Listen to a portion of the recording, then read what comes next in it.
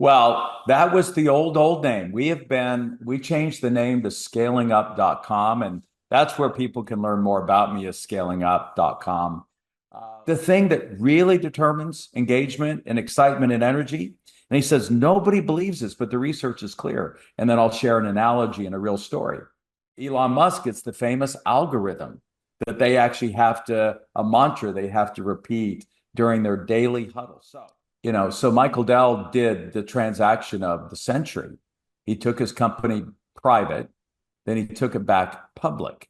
Get micromanaged if you need to, but you need to get that fixed, and then you can't leave.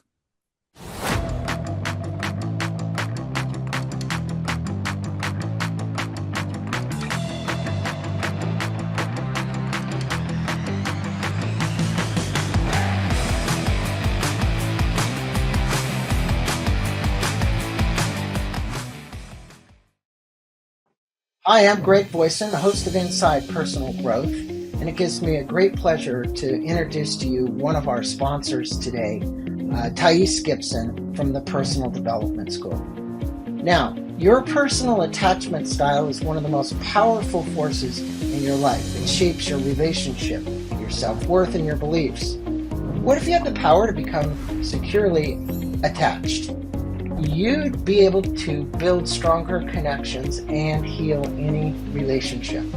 Attachment expert Thais Gibson from the Personal Development School has pioneered a transformative, practical approach that will change your relationships forever. The first step, discovering your own attachment style. The free attachment style quiz at the Personal Development School, you can take it in less than 5 minutes and you'll get a personalized report with insights about your patterns, your beliefs, and the next steps to make real change. Don't miss out. Check the show notes below for the link and start your journey today. Hey, well, welcome back to Inside Personal Growth. Everybody out there knows me. Some of you might know the gentleman who's joining us from Barcelona, Spain. He joined us. It's a little bit in the evening there right now, but is Verne Harnish. And I welcome you to the show. Good day to you, or I should say good evening to you, Verne. How you doing? Greg, it's good to see you. Thank you so much for having me on the show. Well, I appreciate you being on the show, and I'm going to do a brief intro so people will know who you are, and we're going to talk about your company and the many books you've written and how it can help business owners and people who are out there coaching as well. So, Verne, thanks again for being on. He's the founder and CEO of Scaling Up. It's a globally recognized organization dedicated to helping businesses achieve exponential growth. He's known as the growth guy. Verne has over 4 decades of experience building leadership teams towards success. He's the author of multiple bestsellers, including Scaling Up, How a Few Companies Make It and Why the Rest Didn't, which has become a cornerstone for entrepreneurs and business leaders worldwide. In addition to being a seasoned entrepreneur advisor, he's the founder of Entrepreneur Organization, EO, which has grown 17,000 members across the globe. He's a passionate advocate for strategic thinking, disciplined execution, and fostering a culture of continuous improvement. If you want to know more about him and the Scaling Up business, go to growthinstitute.com. That's growthinstitute.com. There you can learn more about him. Well, thank you so much for being on. The name of your company is Gazelles. And I wanted to know, number one, make sure I pronounce it right. How is it said? Well, that was the old name. We changed the name to scalingup.com, and that's where people can learn more about me is scalingup.com. We changed the name years ago because nobody could spell it, Greg. Oh, that's They didn't know why. how many V's, they didn't know how many L's. I thought it was a clever name because it was the technical term that David Birch at MIT had given to growth companies in the economy. It's still kind of a term recognized by economists around the world, but look, we're not economists. And we thought it would be good to call the company after what it is that we do for firms, and that is help them scale up. So That happy scaling I'm up. glad you changed the name because the Yeah. actual other name is still out there and it shows in little spots on your website. So well look, there's a lot of business listeners to listen to this. This is we have business and personal growth, wellness, spirituality are the four genres, and you've written a lot of books. But many businesses struggle with this scaling and sustainability. I know because I'm a professional business advisor. What is the common mistake leaders make during the scaling process? And what would you tell people because you're the advocate advisor and how they can avoid it? Yeah. I think in a word, it's getting defocused and trying to do too much. Fortune just did a piece I pointed to on the founder of Kind Bars. I mean, look, this isn't Google, this isn't Facebook, this is, a energy bar. He was on my And show. He was actually on the show here a couple of times. well, he exited for 5 billion. And they asked him, like, what was the thing you most had to focus on? He said, keeping us focused on just bars. Everybody wanted us to go, given our brand, into all kinds of different product lines. And he said, we had not fully realized our potential in bars. So I had to just keep us focused. We saw the same thing with Google, Greg. Their word was search, and they took it from Yahoo. Yahoo never recovered. Nobody could figure out why we needed Yahoo. And then Google got distracted, Nest thermostats and Google glasses and all this other stuff. They form a new brand called Alphabet. Yet last year, they finally woke up and said, 2 trillion of our 2 trillion valuations due to search. We think our next trillion is going to come from search. And because they got distracted, they let OpenAI and Microsoft and everyone else jump in there and Stuck away. There's some of their business. snuck away search. So that's the key, is to find a very precise job to be done for enough customers. And I'd rather you chase that customer type around the globe than get distracted with product line extensions and everything else that happens. Well, there's a difference between iteration and truly extraordinary innovation. So, when you look at companies like Apple and it's another iPhone 16 or iPhone 15 to 16 or whatever it is, that's an iteration of the product. When people are truly, whether they're spending 5 or 10% of their money on truly innovating something new. And what would you say? Because the reality is they do need to innovate. At the same time, they need to keep track of their core business. But you can't lose sight of innovating. And I know that Google created the goggles. I'm sorry, Apple did, and it was a true failure for them. Yeah. Those goggles just didn't do anything. Yeah. Well, in a practical sense, you need one innovation about every 5 years. And then it's iterations in between that. Right. And that's a good, I think, kind of routine to get into. Every 5 years. Yeah, and the key is for you to address a real key constraint. So if you think about it, Amazon started just in books, and that was the key. They stayed absolutely focused and started in books and stayed in books. Their next innovation was, all right, let's go ahead and add a bunch of other stuff. Right. Then they figured out one click. That was the real breakthrough. And they've ridden one click forever. But then they ran into a psychological issue where people just didn't want to pay for shipping. E-commerce got stuck at about 4% of global, retail commerce until they introduced Prime and got rid of that psychological barrier, which also, by the way, fueled the cash that they need because they were so unprofitable. Right. So if you look at Costco, they've had one innovation, membership fee. Right. If you look at IKEA, they've had one innovation, and that is flat pack furniture. Now, they've continued to iterate that flat pack furniture and their business model, but you don't need a lot. You can ride it forever. Right. I think the new documentary that just came out from Netflix is called Buy Now, which Yeah. it shows about the consumerism and how Apple has really pushed, not Apple, Amazon has pushed this. Just push the buy now button because that's the way we get it. Now, your framework really emphasizes, and this is important in any business. It doesn't matter if it's a 3-person operation or it's a 5,000 purpose operation. People, strategy, execution, and cash. If a company can focus on one initially, which area would you tell them to kind of prioritize? And if so, why? And I have my own thought, and I would say that it's cash flow.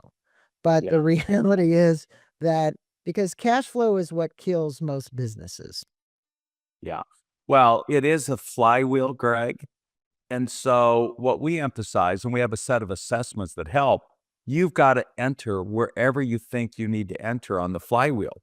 You're right. If you're not going to make payroll on Friday, it does us no good to go work on the other three and say, well, we'll get to cash a year from now. I mean, the business, you're going to be out of business.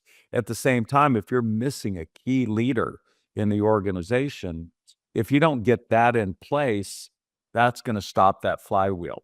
Or you could have nailed strategy, but if your execution is sloppy, then that's where you need to bring your focus. So our framework is really designed to be flexible enough that each company's situation is unique, just like we are as unique as our fingerprints.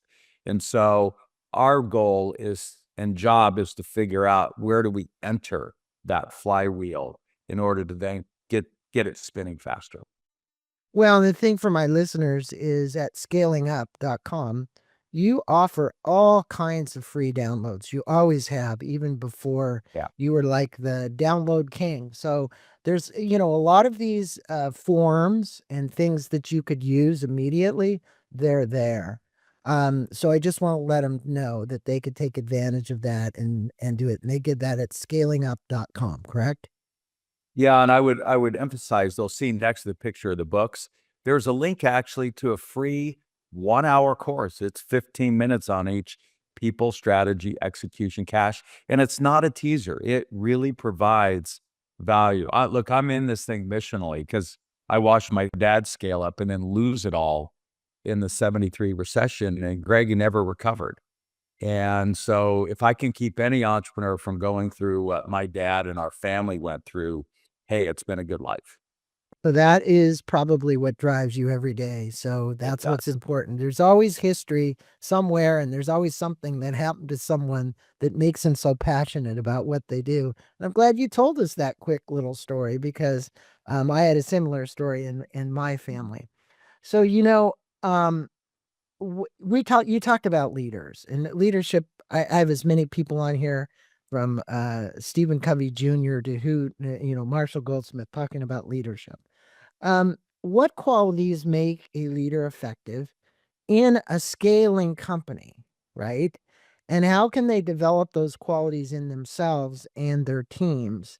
I think it's shifted. I just did a book here recently where Marshall Goldsmith wrote with this other gentleman who's the head of junior achievement, and it was called Modern Achievement, right? And really an interesting book around leadership. What would you say has happened in the world of leadership, and what qualities does a leader need today in 2024 and going forward versus some of the qualities that maybe we were talking about in the olden days don't apply as much? Yeah. Well, it's interesting. One of the things that Jim Clifton, the CEO of Gallup, said is what we don't need is managers. That's what we have technology for. And Hubert Joly, who wrote a great book, The Heart of Business. If there's any book that I encourage people to read instead of mine, it's his book on the turnaround of Best Buy. And he 10x'd the valuation of a very, very tough business in a very tough business environment. And he is now teaching at Harvard, where we host our CEO summits. And I've got a new appointment to Harvard, the Global Scale Up Fellow he said, I think it's maybe even time to get rid of the word leadership. Mm. And he called it careship. P. Ferrazzi last week came out with a new book, and he called it teamship instead of leadership. But I think it really comes down to one word, and that is, if you're going to get your people to care for your customer, your company, and you, they have to know that you care for them. And that's why I think what our real focus is as leaders is to care for our people, who will then care for our company and our customers. Well, as these leaders build a company and it's scaling and it's in need of more capital and it's in need of more innovation and it's in need of more engaged people, like engagement levels are low, how can leaders ensure that their company's culture, because that's the key here, remains intact as they scale rapidly? And most of these companies today are in some level, as I would say, transition and flux. And it seems to be more consistent because we're moving so fast. So they have to be nimble. They've got to be all kinds of things. But what would you advise them of? Good. Well, let me back up just for a second. I don't want people to think that leadership is what the CEO does. I mean, the owner has to drive valuation and hire a CEO. And the CEO does have 4 jobs, and that is aligned around people, setting the culture, strategy. They are the strategists. We've got to then execute flawlessly, and then we've got to really be clever with our capital allocation. So and they got to get the right senior team together. So they've got a lot of stuff they've got to do in order to make sure that they're driving the company. But if we're going to talk about employee engagement, I prefer the definition of a CEO being the chief energy officer. What we're really looking at is every decision, every word we make, words cast spells, really either raises or lowers the energy. So there's 2 very specific things. Number 1, setting an ambitious goal. The research is very clear that attainable goals are low energy and ridiculous goals are low energy. People want to be part of something that's ambitious. And man, when that rocket came back and landed on the landing pad, I mean, the energy in that room of people who worked days and nights in order. Elon Musk, there he goes again. He does. And if you think his people hate him, yeah, that could be further from the truth. But he's accomplishing big things, and people want to do that. Second, Gary Hamel said people do want coached. They don't want managed, but they want coached. And so what are the things we do to be a great coach we can talk about? But number 3, and this is the point I want to make. Gary said, Can I ask you a question? I hate to ruin your train of thought, but from Steve Jobs to Bill Gates to Elon Musk, it's been said, and I've had interviews with Guy Kawasaki. I've had people that have worked with Steve Jobs. I've had people that have worked. Actually, my brother-in-law used to be Elon Musk's attorney. And here's the statements that they'll make. These men and women are brilliant. They are beyond brilliant. Okay? But they're miserable son of a bitches to work for. Meaning they aren't really good with the workforce. I mean, they just want shit done and they want it done now. And they will tell people. I don't think that bodes well. Or so what would you say to these guys? Who knows? One of them might be listening to the podcast. Well, that's why I want to differentiate the CEO, the founder, from all the other people in the company. I, in fact, am a big proponent of not doing one-on-ones, for instance, as is Jensen at NVIDIA, as is Brian Chesky at Airbnb. Founder CEOs suck at being coaches. They shouldn't be. And that's why they brought in an outsider. In their case, Bill Campbell, the famous Bill Campbell, who came on and not only coached, and by the way, Steve Jobs had lots of coaches, starting with Regis McKenna and all the way up to Bill Campbell. And then Bill at Airbnb, the coach was Chip Connolly. Is that So Chip was? Chip used to be at Airbnb. He was the elder statesman, right? Yeah. And Chip and I have known each other for years. And he said, "Oh my God, I was working in a culture. Here I am in my 50s with these 20 something kids, Yeah. right? Right. So I think it really was valuable for the owner to realize the value of a Chip Connolly. And here's my point: Elon Musk, Steve Jobs need to recognize the value of having somebody like Bill, of having somebody like Chip, versus them trying to do that themselves because they're not good at it. Exactly. So your question is, how do we get everybody else energized? There was no problem with Steve being energized, with Elon being energized, with Brian Chesky being energized. They're the founders. They're in founder mode, as Paul Graham said. What do we have to do to keep everybody else energized? And that is, first, set a big vision. That's what excites people. Number two, make sure that they've got the coaching. What was the last decision Steve Jobs made before he knew it was going to stop? Well, he basically brought in what's the guy's name? I'm trying to think. He brought in a great CEO. Well, Tim Cook was already there. The last thing that he did is he established Apple University. He brought in the dean from Yale, and he said, look, I'm not going to be around anymore to teach and show the way. So we've got to codify that. And I think it's a big reason why Johnny Ive was there to watch the soul that was designed. Tim Cook was the CEO, watching people, strategy, execution, and cash. And Apple University was there to teach everybody the Apple way. Three very important components. But let me get to the final thing that Jim Clifton discovered at Gallup. The thing that really determines engagement and excitement and energy. And he says, nobody believes this, but the research is clear. And then I'll share an analogy and a real story. Do I have a best friend at work? So what does that mean?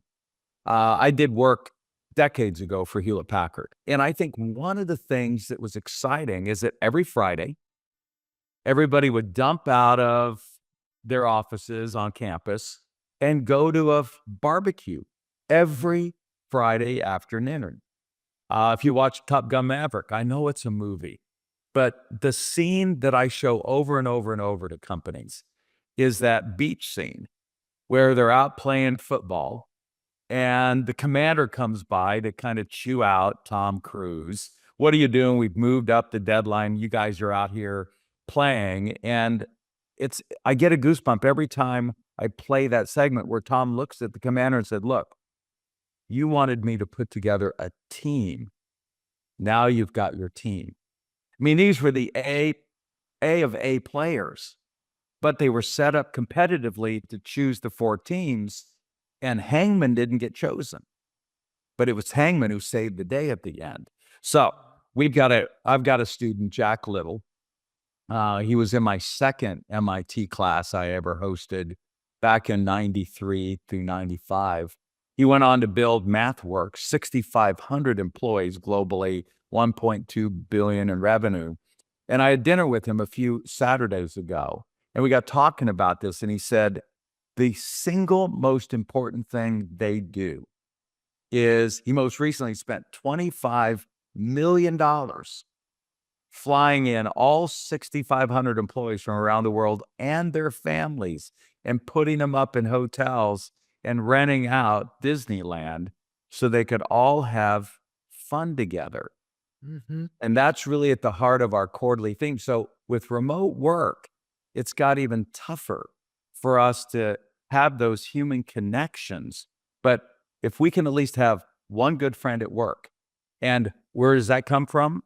Your best source of talent is referrals, because you're likely going to refer in a friend or somebody you know. And the way you set up your onboarding can either create that friendships or not. So what's the company consciously doing to bond people like Tom Cruise did, taking everybody out on the beach and playing football?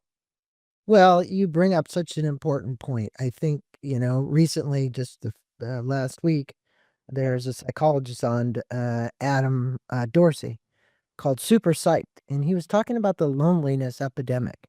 And I really do believe that in this country, not just this election, way before the election and the bifurcation of people and all that, there has been kind of this loneliness epidemic that's occurred, right? And now you got people that are at opposing views or opposing sides. I think we need to come together. And that brings me to a question. When a company is going through an upheaval, and then to remain, when I say upheaval, of growth, like just like we're riding a rogue wave, man, we've really got to get on it. We got to stay on it. How can leaders ensure that teams remain aligned with the company's strategic goals? And especially during periods, like I said, of this rapid growth, because stuff is being thrown at these people so fast, so quickly to make decisions on and make choices and move forward to move the company's progression. Yeah. Do you have children, Greg? I do. Yeah. And I've got 4. And if there's anything that Tom Meredith, who really helped Michael Dell scale Dell, taught Michael and taught me was the same thing you learned in parenting you do with your company. You have a handful of messages and you've got to repeat yourself literally 100 times. So what does that mean practically? Hubert Joly said it in his book, The Heart of Business, better than I ever did, which is you don't have a strategy if you haven't named it. And that's part of that words cast spells. So for instance, when he went in to turn around Best Buy, he called it Renew Blue. No military mission goes forward without a name. In the movie, it was called Dagger. I don't know if you saw, but Warren Buffett just went all in Domino's stock. He's exiting Apple, going into Domino's. Domino's stock is up 7,000% since it went public. It's outperformed Apple and Amazon and Alphabet. And their CEO, the beginning of this year, announced their 5-year strategy, and it's called Hungry for More. And more is all capital letters, and it stands for the 4 pillars of what it is that they're going to focus on. Mark Zuckerberg last year called it the year of efficiency. This year, he called it all in and AI. What does that mean? First thing you got to do is you have to name your strategy so that people can point to it, so that there's a rallying cry. And then you got to repeat yourself a lot. So as you're walking around the company, you're like, hey, Greg, what are you working on? Well, is that getting us more efficient? Or what are you working on? Is that getting us more? Or what are you working on? Is that getting us, how are we using AI to do whatever? Elon Musk, it's the famous algorithm that they actually have to, a mantra they have to repeat during their daily huddle. So what's the key? You pick a strategy, a focus. You give it a name, and then that's the power of the daily huddle. If we come back full circle, Jim Clifton said, okay, everybody wants coach. So how do you coach people? He said, all you have to do is ask them one question. And that is, what are you working on? And what's in your way of achieving it? Now you've got all the coachable moments you need. Is what they working on aligned with the strategic direction, one of the 4 pillars of more, if you're at Domino's? Or is it going to get us more efficient if it was last year at Facebook? And then what's in your way of achieving it then says, maybe we need to fix a process. Maybe we need to hire somebody. Maybe we need to get you some training and development. Maybe we need to get rid of it because it's stupid. And that question is embedded in our daily huddle. So if I were to really answer your question simply, you want to keep everybody aligned when things are moving fast? The daily huddle. That's the first thing Steve Jobs did when he turned Apple around. It's the first thing Brian Chesky and the boys did when the pandemic hit. They went into a daily 7 days a week, not just 5 days a week. And people laugh at us for pushing that, but that 8 minutes will save everybody an hour and a half a day if it's done correctly, and it drives alignment. Well, you said have a name and then have a huddle. And I do agree with you, because you have to repeat. It's kind of rinse, repeat until we get there, right? Yes. And then look for the challenges that are blocking it from occurring. And, you did just speak about technology. So I have a question for you. AI has truly just been so rapid.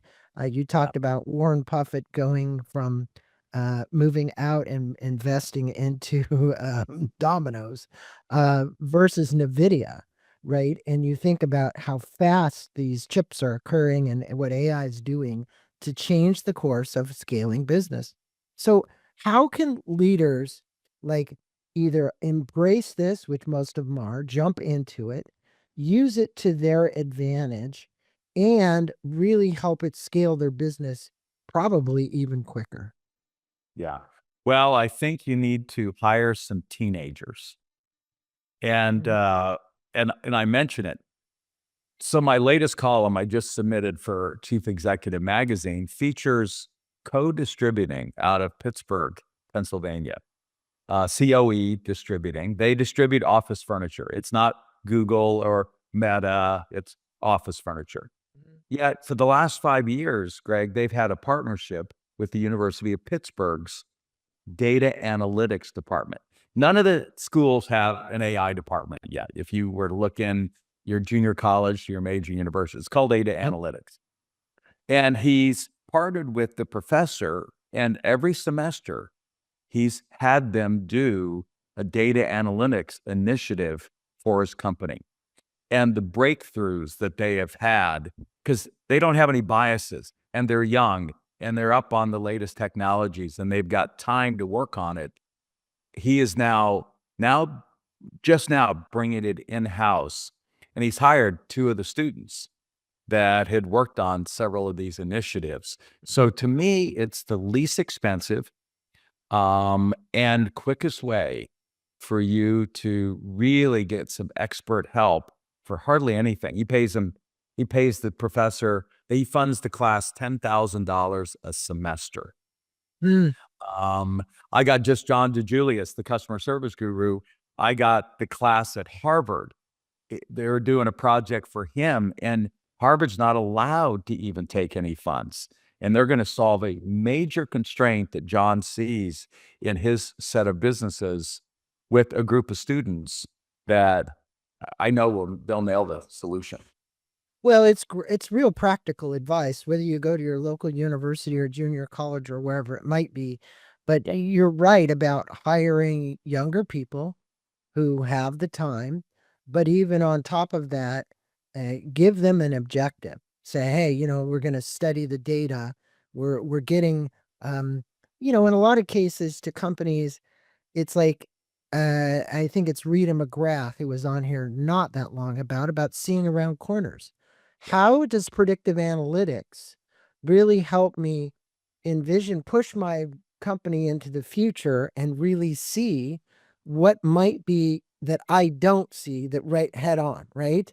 And very smart advice for you to look at analytics and then slice and dice it. I think I think it was, I'm trying to think of the lady's name, but she wrote a book called The Watchman's Rattle. And the interesting thing is who's up in that tower ringing the bell about what's actually going to happen, what's coming. We know that predictive analytics, as you know, has been a huge factor for these large insurance carriers pulling out of California, Florida, whatever, and saying, hey, there's floods, there's fires, we can't lose any more money, we've already lost. So using this stuff in the computer and having young people that understand it and getting the analytics for any kind of business, whether it's furniture or whatever, is a great way to go. So look, And it might be helpful too. I mean, the first project he had him do was figure out where he should put his next warehouse. right. That is a form of prediction. And they were willing to look at data that he would never have considered because they're not biased towards the business. Not only did they choose Houston, but Greg, they said you should be in this block in Houston, and that's where he's got his new $250,000 facility. The next is he said Netflix is good at predicting what people would like to see next. That's why they're the largest movie studio in the world. Mhm. And he said, we got the same problem predicting what would be the next hot version of office furniture. AI, the engine that the students built, is now about 86% accurate in predicting this is the wood color that's going to be hot this next season. This is the design. And then AI is designing the furniture. AI is doing the pictures. AI is producing the video and the copy, where he used to have to mock all of that up. And it can do it in, essentially minutes that would have taken months before. So it's really solving real problems, real business. Yeah, I was watching a documentary on Leonardo da Vinci, and it's almost like the Leonardo da Vinci of the 21st century, right? Because, when you look at a mind like Leonardo's and truly what he predicted, Yeah. all these things that he predicted way before anybody had, it's fascinating if you read his notes, right? So look, you're like the master in scaling up. That's the name of your company. And you're the master at really scaling. And what are the most overlooked aspects of really execution when scaling a business? And how can leaders really kind of address them? Because it's one thing to say, hey, we're moving along, we're making $20 million a year, we're meeting all our bills, we got an EBITDA of 12%, we can just keep going, right? Whatever that might be. But, a lot of it, and I want you to address this too, many business owners in succession who have businesses like this, and you deal a lot with small businesses, at some point they want to exit, right? And they want to get as much as they can for their business. Okay. And so when you scale, you have to know why you're scaling, one, and two, what is the ultimate exit strategy? So what advice would you have for all of those mid-sized businesses out there that are listening to this about scaling and exiting? Yeah. Well, it's realizing that wealth is only created through transactions. So Michael Dell did the transaction of the century. He took his company private, then he took it back public. Those two transactions put $50 billion in his pocket. So let me bring it back down to our mere mortal status.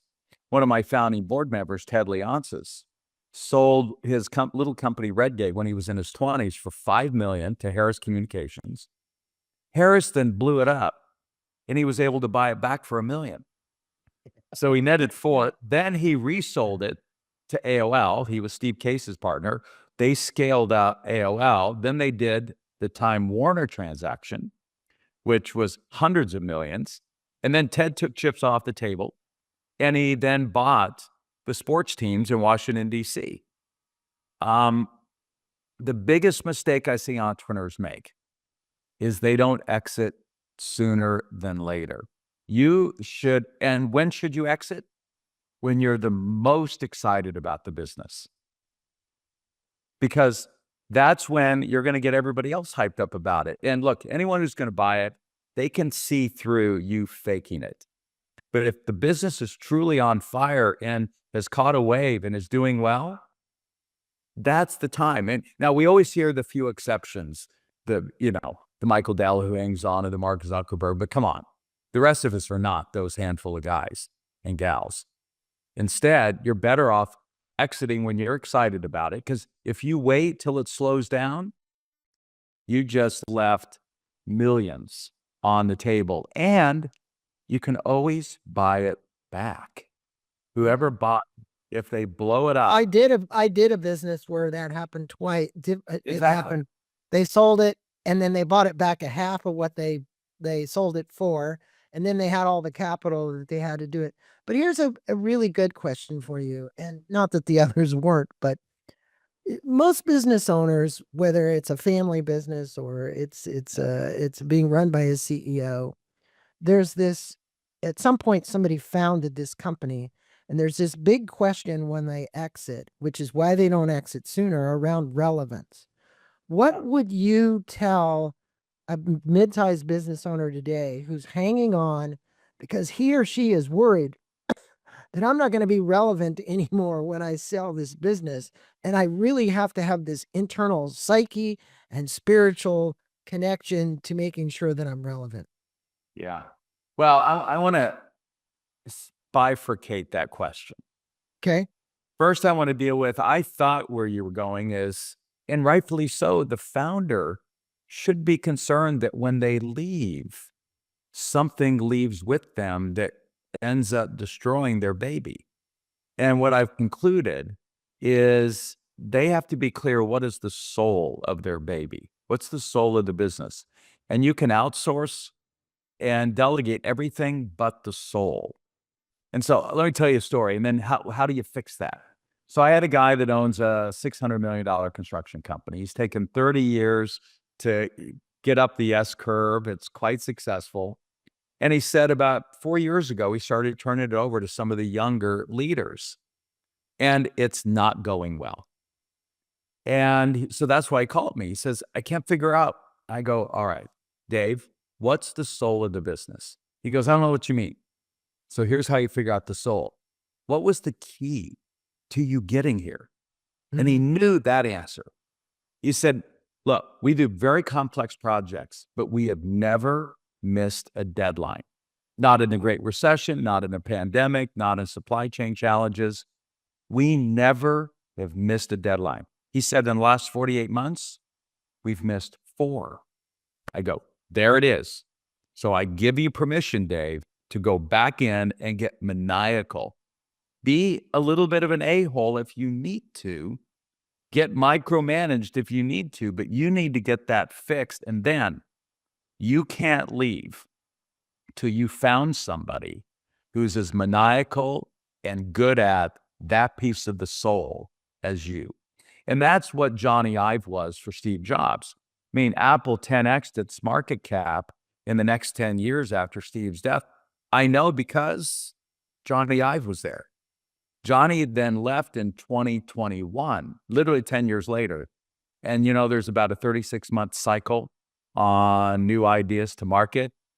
I think that's why Apple is not the #1 market cap company today. They just got passed by NVIDIA here a couple of weeks ago. I don't think they've got anybody watching the soul, which was always designed in Apple. So, entrepreneur, what's the soul of your business? Customer service, on-time delivery, design, customer, whatever it is, you've got to watch it like a hawk, and then find somebody who can when you leave. And then what do you have to do to be relevant? You're absolutely right. Man, guys go crazy when they text, especially because if they're not getting a monthly, all of a sudden they forget everything the company was paying for. Their car payment, their vacation, whatever. And now they're having to eat their seed corn. I don't care if they pulled out $100 million. If they have to spend $1 of that seed corn, they go nuts. I know that was true. Yeah. So what we recommend is, 1, they buy themselves a toy as a gift. Number 2, they take a year off and they write a book about their experience. That is the best way for you to spend that first year, because now you get to tell the stories, you get to recall them, you get to go call up your friends, your customers, go get the detail. You go on a speaking tour. And you're producing something. They come to work for scaling up once they're done.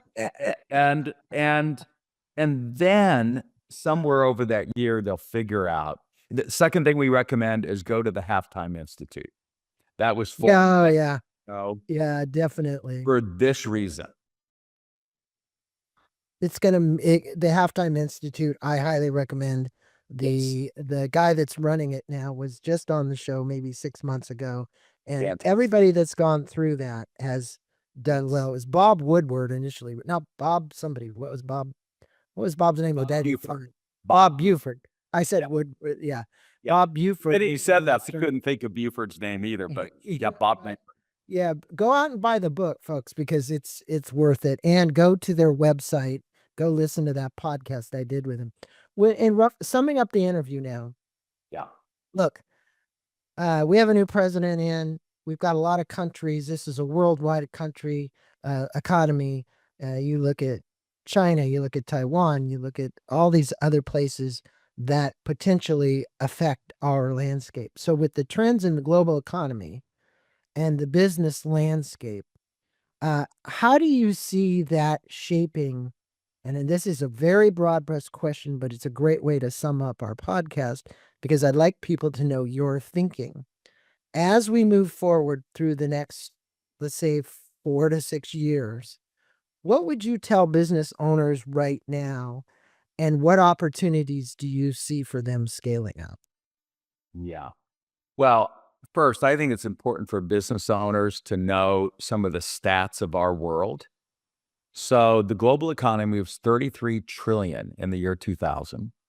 This year, it'll be 109 trillion. Even if you adjust for inflation, I don't know about you, but if you can't find $1 million or $1 billion out of that, it is your fault. There is plenty of opportunity to go around if you'll keep your head in the game and you will, stay awake kind of thing.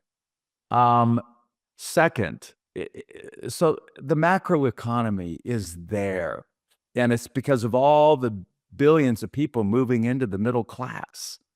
So the business is to be had. So that's the mentality I think you have to. My concern for companies in the United States, though, is that we were 60% of the global economy in the year 2000. This year will be about 23%. So if there's a weakness, we have been lulled to sleep by our own economy that we're leaving 3/4 of the opportunity on the table. And we are not the kind of global business people as mid-market firms. We have some giants, the Apples and all those good stuff that are. But mid-market companies, this is why I got global back in the year 2000. We operate on all 6 continents. And to me, that is our best edge. That when one side of the planet's up, the other side of the planet's down, and vice versa. And so pick your customer and chase them all over the globe. That is such sound advice. On Sunday, I was sitting with Brian Tracy because he wrote a new book on goals. And Brian is in his 80s now, a few health challenges. And I said, because Dale Carnegie was a client of mine and I did all the Dale Carnegie. And when you look at it, they'll tell you right now that more of their revenue is derived from outside of the United States than it is from inside for their training programs. So when you look at, Carnegie telling you, hey, we're not really making it from our distributor network in the US. It's coming from China. It's coming from Japan. It's coming from Taiwan. It's coming from Russia. It's coming from wherever it is. Truly, there's where they need the help, which is what you said, identify the issue. Where we were 60%, now we're 23. We had all of the resources, the trainings, the knowledge, the expertise that the rest of the globe is really hungry for. And there's another one, scaling up, right? So it just gives you, obviously that's one small example, folks, but it is an example for you to put your thinking hat on and say, what does the world need that they don't have that we've had? Because we're so abundant with resources, right? Greg, nicely stated. Yeah. So thank you for being on the show. Thank you for staying up this late from Barcelona and taking this time with us. Again, for all my listeners, he already said, go to scalingup.com. There you can get these free courses. Just push on the links to learn more about scaling up and what he does. His consulting firm, they have how many consultants now that work with scaling up? We're 293. 293. Yeah, on 6 continents. You can find them almost anywhere, and they'd be happy to have your business. Again, pleasure speaking with you. Enjoy the rest of your evening, whatever's left of it. Not much. Yeah. But thanks so much. Thank you, Greg. Thank you for listening to this podcast on Inside Personal Growth. We appreciate your support. And for more information about new podcasts, please go to InsidePersonalGrowth.com or any of your favorite channels to listen to our podcast. Thanks again, and have a wonderful day.